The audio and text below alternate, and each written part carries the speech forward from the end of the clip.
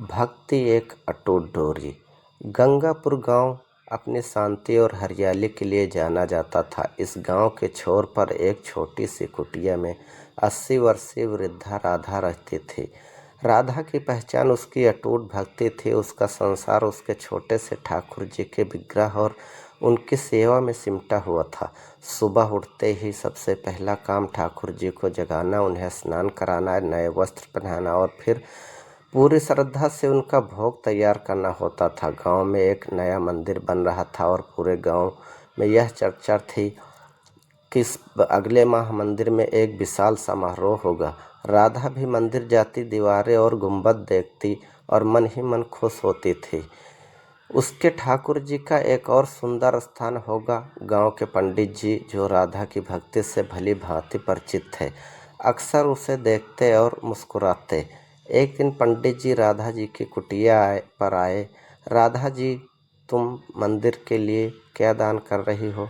उन्होंने पूछा। राधा ने विनम्रता से सिर झुकाया। पंडित जी, मेरे पास धन कहाँ है? मैं तो बस अपने ठाकुर जी की सेवा करती हूँ। मेरे पास बस यह एक गाय है जो थोड़ा दूध देती है। उसी से मेरा और मेरे ठाकुर जी का गुजारा होता है। पंडित जी ने कहा, मंदिर के लिए कुछ तो देना होगा। लोग अपना असमर्थ अनुसार दे रहे हैं। राधा सोचने लगी, उसके पास सचमुच कुछ नहीं था। अगले दिन वह अपनी एकमात्र गाय को लेकर मंदिर पहुंची। पंडित जी ने देखा और हैरान रह गए। राधा, यह क्या तुम अपनी गाय दान कर रही हो? राधा की आंखों में आंसू थे और आवाज़ में दृढ़ता थी। पंडित जी, मेरे ठाकुर जी ने मुझे सब कुछ दिया है। यह गाय ही मेरा सहारा थी, पर अगर यह मंदिर के काम आ सके तो इससे बड़ा सुख और क्या होगा। यह मेरी छोटी सी भेंट है। पंडित जी ने राधा की आंखों में वह पवित्र भाव देखा जो केवल सच्ची भक्ति में ही होता है। उन्होंने कहा, राधा, तुम्हारी भक्ति सच्ची है, इस गाय की आवश्यकता नहीं, तुम इसे वापस ले जाओ।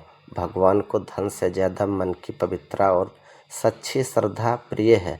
राधा पहले तो उदास हुई, फिर पंडित जी की बात समझ गई। वह गाय को लेकर वापस आ गई, लेकिन उसके मन में एक विचार आया।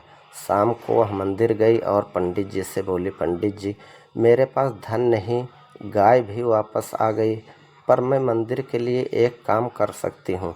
जब तक मंदिर का निर्माण चलेगा, मैं रोज़ सुबह मंदिर के गर्भगृह को अपने हाथों से साफ करूँगी और ठाकुर जी के लिए गंगा जल लेकर आऊँगी।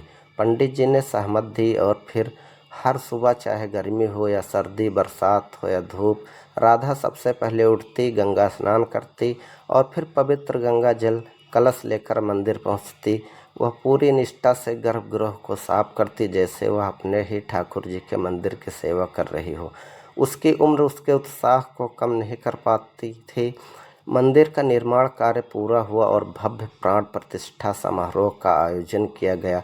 दूर दूर से लोग आए। पंडित जी ने घोषणा की, आज इस मंदिर का उद्घाटन उस व्यक्ति के हाथों से होगा जिसकी भक्ति सबसे शुद्ध और निस्वार्थ है। सब चौंक गए। सबको लगा कोई बड़ा सेठ या राजा मंदिर का उद्घाटन करेगा। पंडित जी ने राधा को बुलाया और मंच पर लाकर कहा, राधा ने इस मंदिर को धन से नहीं बल्कि अपनी सच्ची श्रद्धा और निस्वार्थ सेवा से सींचा है। हर सुबह उसने अपने हाथों से इस पवित्र स्थान को साफ किया, हर कण को अपने प्रेम में संवारा। उसकी भक्ति ही इस मंदिर की सच्ची नींव है। राधा की आंखों से खुशी के आंसू बह रहे थे। उसने कांपते हाथों से फीता काटा और मंदिर के कपाट खुल गए। उस दिन पूरे गांव ने देखा कि भक्ति केवल चढ़ावे में नहीं बल्कि निस्वार्थ सेवा, समर्पण और प्रेम में निहित है। राधा की कहानी गंगापुर गांव में भक्ति का पर्याप्त बन गई। दोस्तों, कहानी कैसे लगी? अच्छी लगी हो तो लाइक और सब्सक्राइब